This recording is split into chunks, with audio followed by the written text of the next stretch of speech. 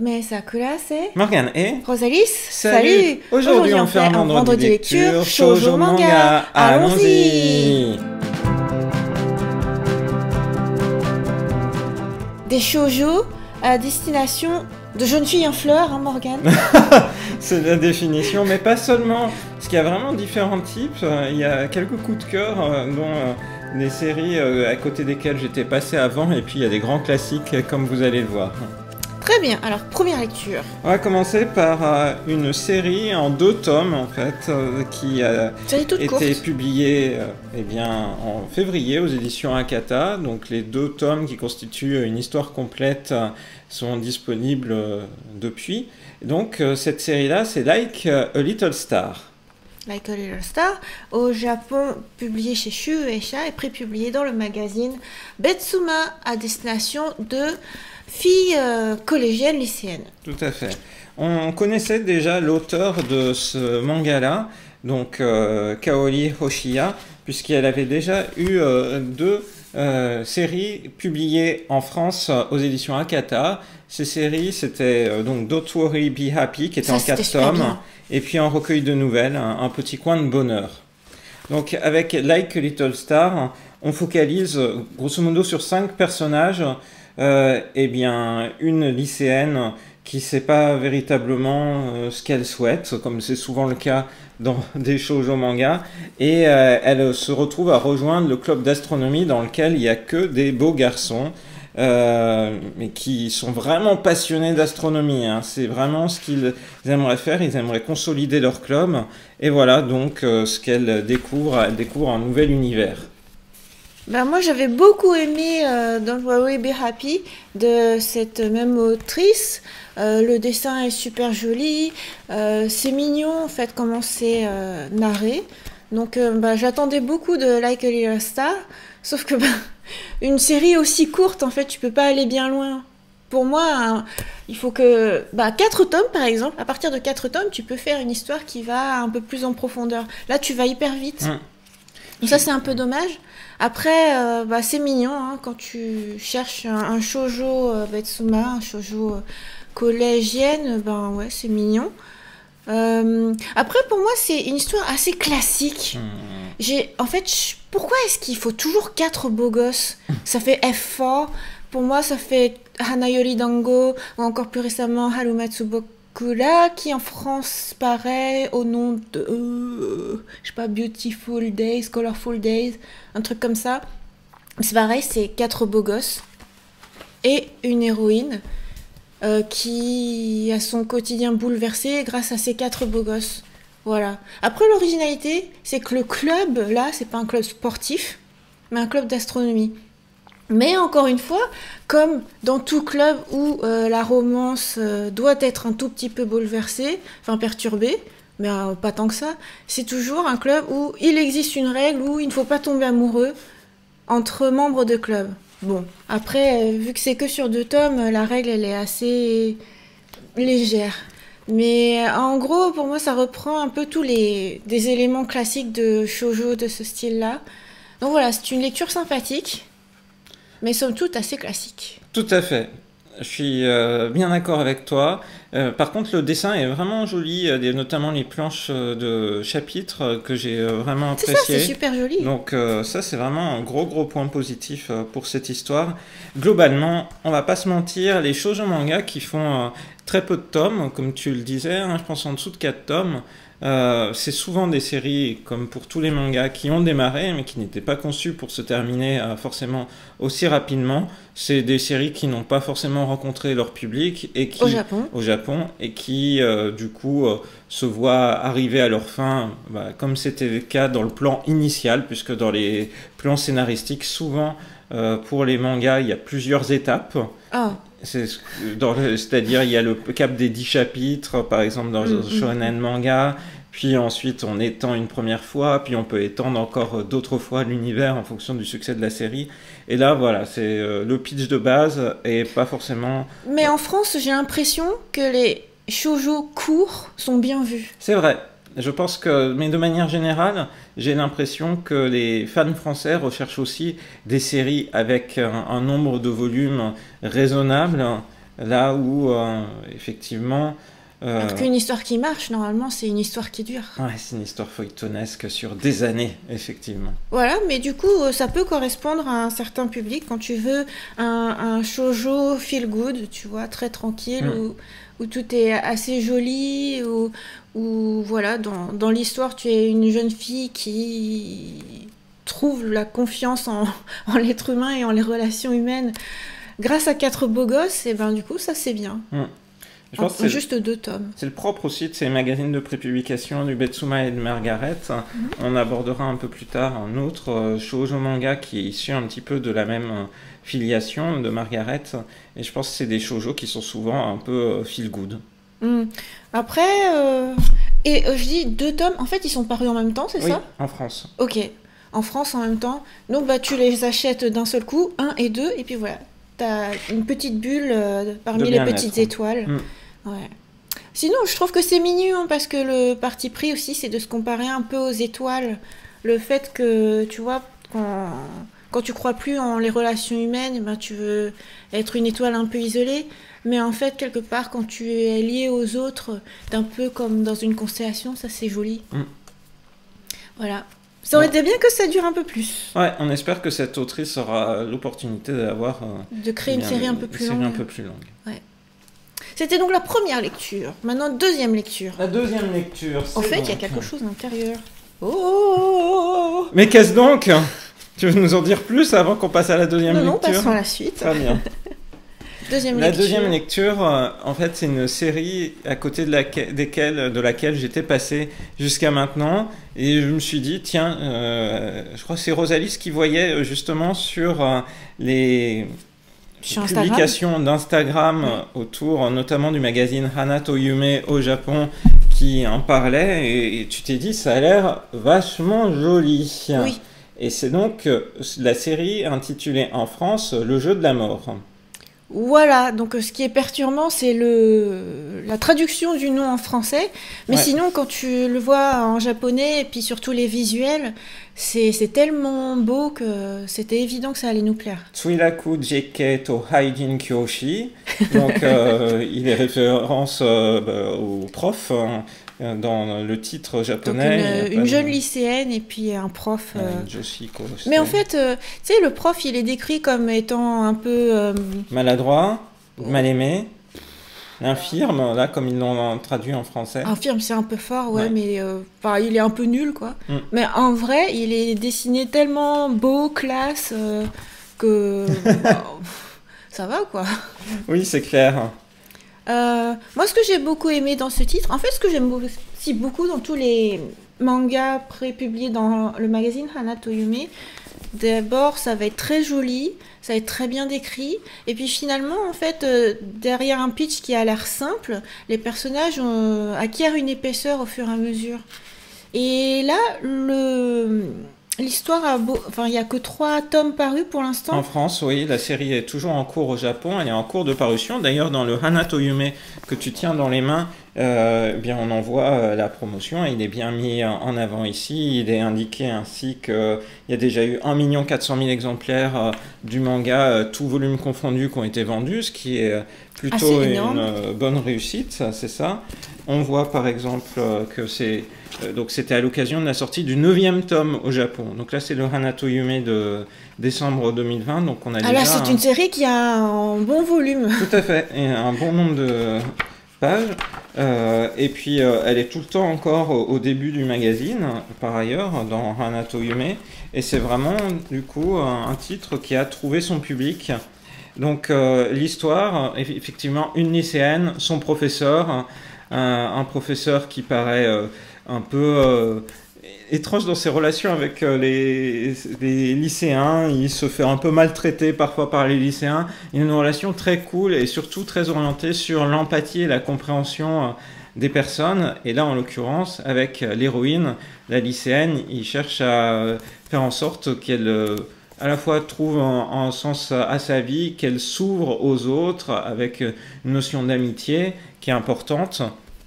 Et si ça s'intitule Le jeu de la mort, c'est pas tant qu'il est question de mort, mais c'est un petit peu le pitch de chaque chapitre. Les 2 premières planches nous montrent l'héroïne ou le héros comme s'ils étaient sur le point de se suicider, du genre ils sautent d'un pont, ils sont au bord d'un toit. Mais il y a toujours une bonne raison à ça, ou le cas classique de la coupure, on a l'impression qu'elle s'est taillée les veines, mais non, c'est simplement qu'elle est maladroite et qu'à la cuisine, elle s'est fait une petite taillade. Donc c'est on va dire, c'est le concept du manga. Et ensuite, ça développe justement sur la relation entre les deux, avec beaucoup de textes et beaucoup de réflexions sur justement le fait de grandir, et le fait de nouer des sentiments. Donc, ce qui est marrant avec ça, c'est que Morgane l'a lu avant moi. Et pourtant, c'était moi que ça intéressait en premier, mais voilà. Et il me dit, voilà. Oh, c'est marrant, ça me rappelle nos précieuses confidences. Moi, je suis, attends, c'est pas du tout le même public, c'est pas la même tranche d'âge cible au Japon. Donc, nos précieuses confidences, c'est un public plus âgé, et puis ça fait un peu réflexion, société, philosophique, un peu. Donc je me suis dit, quoi? Ça va être quoi? La première chose que tu remarques sur la version française, c'est que c'est marqué le jeu de la mort, et puis en surbrillance, c'est marqué amour, comme si c'était le jeu de l'amour. Et en fait, clairement, oui, ça peut parler de mort, mais en fait, ça parle aussi et surtout de romance. Et je comprends pourquoi Morgane a fait cette comparaison, parce que finalement, tu te retrouves avec beaucoup de réflexions qui, au début, peuvent te paraître morbides, vu que ça commence sur une tentative de suicide. Mais après, en fait, non, c'est plus une manière de draguer un peu étrange. Du coup, en fait, ça se retrouve assez rigolo, quoi. Assez rigolo, et une romance un peu originale. Voilà, jusqu'à même aller en Matsuri, en Yukata. Tout à fait, tu as raison de le mentionner, puisque je sais que certains qui suivent nos vidéos sont sensibles aux mangas dans lesquels il y a des Matsuri. Et effectivement, ici, dans le tome 3, les personnages vont en Matsuri. C'est du coup un manga qui a été prépublié dans un bimensuel, enfin qu'il est en cours. Et on voit bien le rythme des saisons. Il y a Obon, il y a ensuite les Matsuri, il y a la rentrée, il y a plein de choses qui sont timées dans l'année. Et oui. Donc voilà, une très bonne lecture. Moi, c'est une de mes préférées là, de ce vendredi lecture. C'est tu rigoles bien en fait. Tu rigoles bien et en même temps, tu as une jolie romance. Enfin, jolie dans le sens où c'est très bien dessiné. Après, bon, bah, on passera sur le fait que c'est encore une lycéenne et un professeur. Bon, voilà, c'est pas le cœur de l'histoire en fait. Le cœur de l'histoire, c'est vraiment plus leurs conversations qui sont assez originales. Et puis finalement, originales, mais quand t'es ado, tu peux avoir des pensées comme ça, quoi. Mais là, c'est vraiment dédramatisé et détourné par ce professeur qui est assez atypique. Et qui lui-même semble avoir vécu des choses assez fortes quand il était une adolescence troublée. Une adolescence troublée. Et il semble aussi que le personnage de professeur pour justement ce prof, quand il était lycéen, a été important. Donc le rôle des profs aussi semble assez crucial dans le fait de guider les jeunes vers un épanouissement. Ouais, donc voilà, une bonne lecture à suivre donc.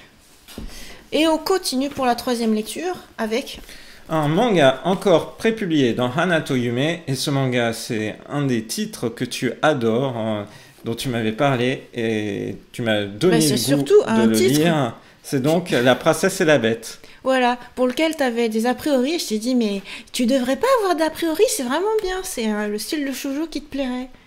Donc bah voilà, pour rappel, je sais pas pourquoi Morgane... Ah si, je me souviens. Je crois que t'avais pas envie de le lire parce que tu pensais que ça ressemblait trop à The Ancient Magus Bride. Oui, je pensais effectivement que ça allait être une histoire... mais c'est pas grave, les shoujo, tu reprends souvent des codes. Oui, c'est vrai. Et tu en fais une nouvelle histoire, c'est pas... Tu as tout à fait raison. Tu as tout à fait raison. En plus, finalement, c'est pas du tout pareil. Hein. Parce que The Ancient Magus Bride, tu pars plus dans le glauque du pacte avec le diable, alors que là, bah, finalement, tu te retrouves dans un monde avec des animaux, presque. C'est clair. Donc, enfin, c'est Tu plutôt crois que tu es mignon. chez les démons, mais tu es plutôt chez les animaux. Non, c'est plutôt mignon. Bon, allez, on peut montrer mon personnage préféré dans ce tome-là. Il y a un nouveau personnage qui apparaît. Tadadam! Perry C'est donc- l'ornithorynque. C'est donc un ornithorynque. Ouais, il est trop mignon. Il est trop mignon. C'est mon chapitre ouais, préféré dans le cadre de ce tome-là. Et donc Morgane, tu ne le savais pas, mais en fait, tu es dans la cible de Hanato Yume, parce que tu as un cœur de jeune fille en fleurs. Ah ben voilà, c'est vrai, tu as raison. Donc Hanato Yume, pour rappel, c'est pareil, hein, la cible, c'est collégienne, lycéenne. Mais c'est le pur style de shoujo qui te fait voyager dans un monde C'est sa fantastique aventure. avec des personnages qui ont toujours des bonnes intentions. Et voilà, c'est très mignon, c'est assez adorable. Toujours très bien dessiné. Voilà, très beau. Et pas du tout glauque, quoi, comme je disais, pas du tout noir. C'est pas de la dark fantasy. C'est pas non plus. Parce qu'il y a un autre titre qui vient de sortir qui est le Conte des Parias. Où là, je pourrais te dire, pourquoi est-ce que tu l'as lu? Là, ça ressemble vraiment à The Ancient Blackest Bride. Qui est un shonen manga, effectivement. Tu l'as lu parce que c'était un shonen manga? Non, c'est juste pour resituer que c'est un shonen manga. Donc, tout ça pour dire que quand tu prends un premier pitch, tu vois, une jeune fille sacrifiée à un monstre, et ben, le fait que ce soit prépublié dans tel ou tel magazine de prépublication, ça conditionne quand même beaucoup l'ambiance. Donc là, c'est une ambiance de shoujo manga, et du coup, même avec ce pitch de départ, et ben, ça va devenir quelque chose d'assez doux. Avec une jolie romance, le fait que l'héroïne cherche à grandir et à s'accomplir en tant que princesse, future reine. Voilà, c'est beau, quoi. C'est vraiment beau. Et c'est marrant parce que deux séries un peu du coup similaires dans cet univers fantastique et dans certains traits scénaristiques ont été prépubliés en même temps dans Hanato Yume. C'est justement La Princesse et la Bête. Et si vous aimez La Princesse et la Bête ou si vous lisez déjà par exemple les Chroniques d'Asfareo, je pense que c'est une série à découvrir et inversement. Donc je pense que c'est deux titres qui ont été bien mis en avant dans Hanato Yume, qui ont bien marché justement. Et donc ici, moi ce que j'aime vraiment dans du coup La Princesse et la Bête, c'est une ambiance assez paisible, même s'il y a des grands moments épiques, et ça avait été le cas avec le tome précédent. Mais là, on va progressivement vers la fin de l'histoire et on va revenir sur justement l'opposition entre le monde des humains et le monde des démons. Et ce que j'aime bien, moi, c'est que à la fois l'héroïne, enfin en fait tous les personnages cherchent à devenir meilleurs, et en fait en étant en contact les uns avec les autres, deviennent tous meilleurs. Et par exemple ton platypus, enfin ton ornithorynque, devient meilleur au contact de la princesse. Salifie, ouais, je suis d'accord. Et ouais, je trouve que c'est vraiment sympa ça de se dire au fur et à mesure de tes rencontres, voilà, tu t'améliores, tu progresses en tant qu'être vivant. Voilà, je trouve que c'est agréable comme lecture. Ah, il est trop mignon, il mériterait sa propre série en fait, tellement il est mignon. Voilà, donc une bonne lecture Hanato Yume. Donc, moi je suis vraiment fan des œuvres Hanato Yume. Morgane découvre qu'il a un cœur de Hanato Yume.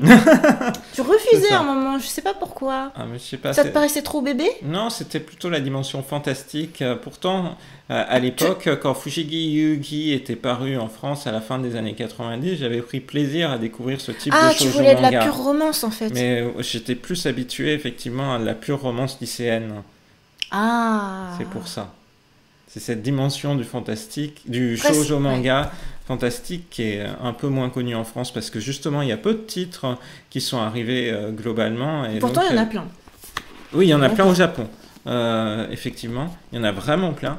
Et du coup, on s'habitue et on rentre dans un schéma de lecture qui est finalement le shoujo manga, c'est forcément de la romance lycéenne ou étudiante, et c'est pas le cas. Et c'est du coup vraiment très bien. Ok, c'était donc la 3e lecture. Passe à la 4e lecture. Eh bien, un grand classique du shoujo manga que j'adore et dont j'adore redécouvrir les planches, c'est Sailor Moon Eternal Edition avec son tome 2 et son tome 3, édition cartonnée et vraiment magnifique. C'est l'occasion de redécouvrir ou de découvrir simplement des illustrations couleurs de Naoko Takeuchi, puisqu'il y a pas mal de planches couleurs qui figurent à l'intérieur de cette Eternal Edition. Très bien imprimé, on a presque l'impression d'être face à un artbook en fait quand on regarde comme ça, avec les illustrations vraiment magnifiques qu'on peut du coup regarder, s'imprégner en couleur, avec voilà, ce style propre à l'autrice. Et du coup, en plus, le manga est vraiment imprimé sur un papier de très bonne qualité, papier un peu glacé. Il n'y a aucun doute, on ne risque pas de voir d'une page à l'autre ce qu'il y avait sur la page précédente. Et pour resituer, le tome 2 clôt le premier arc de Sailor Moon. Donc ça y est, c'est la première partie. On sait maintenant qui est la princesse Serenity, la princesse de la lune que les guerrières doivent protéger. Et au moment du deuxième tome, c'est le moment où un nouvel arc débute. Au Japon, en fait, c'était le moment où la prépublication allait accompagner la diffusion de Sailor Moon R, donc la deuxième série. Et on l'a vu tout à l'heure quand je le présentais. Ça commence tout de suite par l'apparition d'un nouveau personnage qui s'appelle du coup Chibiusa, dont on découvrira justement à la fin du tome d'où elle vient, pourquoi elle est là, et quels sont ces nouveaux ennemis qui apparaissent et qui semblent menacer la Terre. Bah, ça fait objet de collection, la Eternal Edition. Oui, c'est vrai que c'est vraiment c'est des couvertures qui sont un peu brillantes. C'est un objet de collection, mais qui permet vraiment d'apprécier toute la qualité des dessins, de rentrer dedans, même dans les paysages, comme là, quand c'est sur la Lune, et d'admirer chacun des... C'est un peu plus grand que la taille tankobon classique, quoi. Ouais. C'est effectivement, on va dire, l'édition qu'il fallait pour Sailor Moon, pour vraiment rentrer dedans, apprécier cet univers-là. Donc là, j'ai relu avec énormément de plaisir, du coup, cette série, et là, le tome 2 et le tome 3. À chaque fois, en fait, comme en France, on a beaucoup baigné dans l'ambiance de l'animé, on a un peu moins eu l'ambiance du manga, puisque même Sailor Moon Crystal n'a pas été... Sailor Moon Crystal, qui adapte fidèlement le manga, n'a pas bénéficié d'une large diffusion comme c'était le cas de la série originelle. C'est vraiment intéressant de le relire avec le recul maintenant et d'admirer les dessins, tout les à côté, la manière dont certains personnages sont mis en avant dans un arc puis un petit peu disparaissent ou inversement dans la chose, tout en se rappelant du coup que c'était prépublié dans un mensuel. Oui. Donc publié chez Kodansha et prépublié dans le magazine Nakayoshi, qui a pour cible au Japon les petites filles d'école primaire, collège. C'est le titre issu d'un magazine dont la cible est le plus jeune parmi ce vendredi lecture. Ce qui est drôle parce que tu te dis, tu lis ça quand t'es vraiment enfant, quoi. Et là, l'Eternal Edition, je pense qu'en vrai, en France en tout cas, ça vise plutôt les trentenaires, quarantenaires, enfin les gens plus âgés qui ont grandi avec Sailor Moon. Et comme au Japon, où finalement la cible maintenant de la franchise Sailor Moon est effectivement une cible plutôt âgée. En tout cas, les gens qui allaient voir les films Sailor Moon Eternal qui sont sortis au cinéma début 2021 au Japon, c'était plutôt cette cible-là. D'ailleurs, la sortie de Sailor Moon Eternal, les films qui adaptent le 4e arc, est un peu mise en avant dans Nakayoshi, mais c'est pas non plus le retour d'un manga autour de Sailor Moon. On aurait pu l'envisager d'un reboot ou autre. Alors c'est pas comme pour Cardcaptor Sakura, Clear Card Arc, où là, la suite continue de cibler les petites filles. Tout à fait. Là maintenant, Sailor Moon, c'est devenu pour jeunes adultes, quoi. Et il faut quand même voir que les thématiques abordées dans Sailor Moon sont pas forcément des thématiques évidentes quand on regarde ce qui paraît maintenant. Oui, mais ce qu'on crée pour les petites filles au Japon, c'est quand même des thématiques assez... Bah là, en l'occurrence, mature et oui, profonde. Sailor Moon, c'était très clairement le cas, avec beaucoup de références à la mythologie, Oui, à l'astronomie. C'est vraiment une œuvre qui donne aussi envie de s'intéresser à plein d'aspects différents de la culture et de la culture scientifique. voilà, c'était donc notre 4e lecture. On J'adore. passe maintenant à la 5e et dernière lecture. 5e et dernière lecture, c'est un manga dont on est au 12e tome sur une série qui va se terminer en 14, puisque la série est finie au Japon depuis l'année dernière. C'est l'excellent Banal à tout prix de Nagamune Nanaji. Voilà, Futsu no Koiko-chan, qui au Japon paraît chez Shueisha, est publié dans Margaret, dont la cible est jeune fille collégienne lycéenne.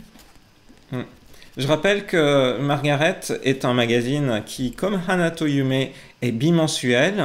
Et Margaret est, on va dire, dans le même esprit un peu que le Betsuma, puisque le Betsuma que tu as présenté auparavant, lui, est en mensuel, puisque c'est le Besatsu Margaret, puisque souvent, au Japon, il y a des dérivés, de la même manière que pour le Jump, vous avez un hebdomadaire et puis vous avez un mensuel, par exemple Jump SQ.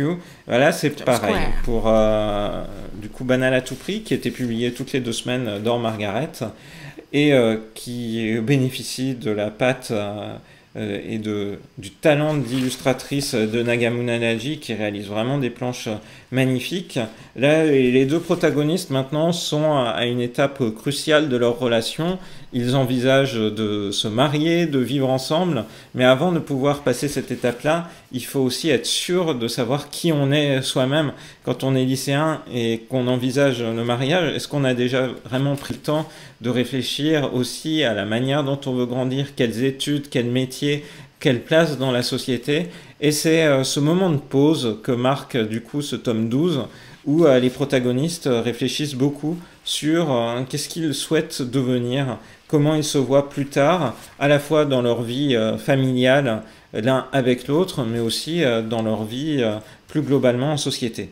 Bah, moi j'aime beaucoup ce titre, j'aime beaucoup Banal à tout prix, mais surtout au début. Et là, moi je trouve, il est temps que ça se finisse en vrai. Parce que, tu vois, au début de l'histoire, tu peux t'identifier facilement à l'héroïne, bah, comme pour tout shoujo manga, hein, tu t'identifies au personnage principal dans le fait qu'elle n'a rien de spécial et qu'elle veut peut-être... elle attend peut-être pas grand-chose des histoires d'amour et tout. Et puis finalement, il lui arrive tellement de choses bien que, tu vois, c'est trop mignon, c'est adorable. Mais là, ce tome-là, je l'ai trouvé moins mignon parce que... un peu plus torturé. Et pourtant, j'ai l'habitude avec Nagamune Nanaji, à un moment donné, il y a toujours des nœuds au cerveau que tu te fais. Mais pour le coup, c'était un peu moins mignon dans leur relation à eux deux. Enfin, je ressentais moins le plaisir de lire que dans les 5 premiers tomes, par exemple. Mais c'est toujours difficile, hein, je trouve, les shoujo manga, quand tu les fais durer au-delà de 10 tomes, qu'est-ce que tu racontes après, quoi? Vous aurez compris à travers cette vidéo que vous avez une sorte de recette de comment construire le shoujo manga idéal pour Rosalis. Quoi? Donc c'est entre 4 et 10 tomes. Oh non, il y en a qui, au-delà de 10 tomes, s'en sortent très bien. Hein. Oui, comme La Princesse et la Bête qu'on a chroniqué juste avant, en fait. Oui, par exemple. Mais il y a un shoujo manga que j'adore dans Hanato Yume qui s'appelle Colette Washinu Kotonishita et qui est un super hit qui a plus de 18 titres maintenant. Et franchement, j'adore tout le temps, de manière continue, quoi. Il y a aussi des shoujo courts que j'aime bien. Je sais pas, Don't Worry Be Happy. Ah oui, c'est 4 tomes. Oui. Bon, alors court, j'arrive pas à trouver, mais long, oui, je peux trouver des shoujo plus longs que 10 tomes qui sont très très bien. Donc, c'est pas une vraie règle, mais là, je veux dire, pour ce pitch-là, comme l'originalité, c'était le fait d'être banal, et après, une fois que tu passes le cap d'être banal, c'est un peu difficile de faire durer, quoi. Tout à fait. De manière générale, c'est peut-être le point critique dans les shoujo manga qui sont plus orientés sur de la romance lycéenne. C'est que si les 2 personnages initiaux ne sont pas à démarrer une relation, si c'est une histoire qui est partie pour prendre du temps justement pour développer la relation. Une fois que celle-ci est entre guillemets complètement épanouie, c'est un peu difficile de faire rebondir. Donc là, en l'occurrence, le scénario rebondit sur cette idée que les protagonistes doivent trouver le sens à leur vie avant que l'histoire puisse se conclure de manière propre. Mais j'ai l'impression que c'est dans Margaret que c'est difficile de faire durer. Parce que tu vois, dans un shoujo dessert, par exemple, où ça va être vraiment purement sur la romance, c'est pas compliqué. Oui, c'est, je sais pas, c'est vrai. Dans le ton, t'as moins besoin de faire des cliffhangers tout le temps. Ah, mais c'est peut-être parce que c'est des mensuels et là c'est un bimensuel. Ouais, ça peut être ça. Ouais. Voilà, donc ça reste très mignon. J'ai hâte de voir comment ça se conclut, puisqu'il nous reste maintenant 2 tomes à découvrir. Donc c'est vivement la fin. Fini. Pour la fin. En tout cas, le début est vraiment magnifique. Hein. Banal à tout prix, on y a consacré des vidéos à la fois dans les vendredis lecture et j'en avais fait une chronique. Donc, si vous voulez en savoir plus, Nagamu Nanaji avait signé auparavant Moving Forward, qui était aussi une très belle série, mais torturée pour la peine. Bah, encore plus que celle-là. Celle-là, oui, elle est très gentille comparée. Oui. Mais ouais, je suis quand même contente qu'on fasse la collection de ce titre-là parce qu'il est vraiment bien. Mais ouais, j'ai hâte de voir comment ça se termine. Ben voilà, donc on aura apprécié différents titres, différents genres. Il y aura eu de la romance lycéenne. Et pour moi, un peu de renouveau de la romance lycéenne avec par exemple le jeu de la mort, mais aussi du shoujo un peu plus fantastique avec La princesse et la bête.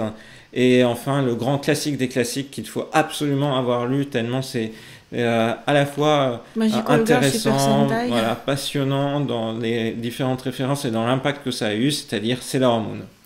On espère que cette vidéo vendredi lecture vous a plu et on vous donne rendez-vous à très bientôt dans une prochaine vidéo sur la chaîne de Rosalis. Bye bye.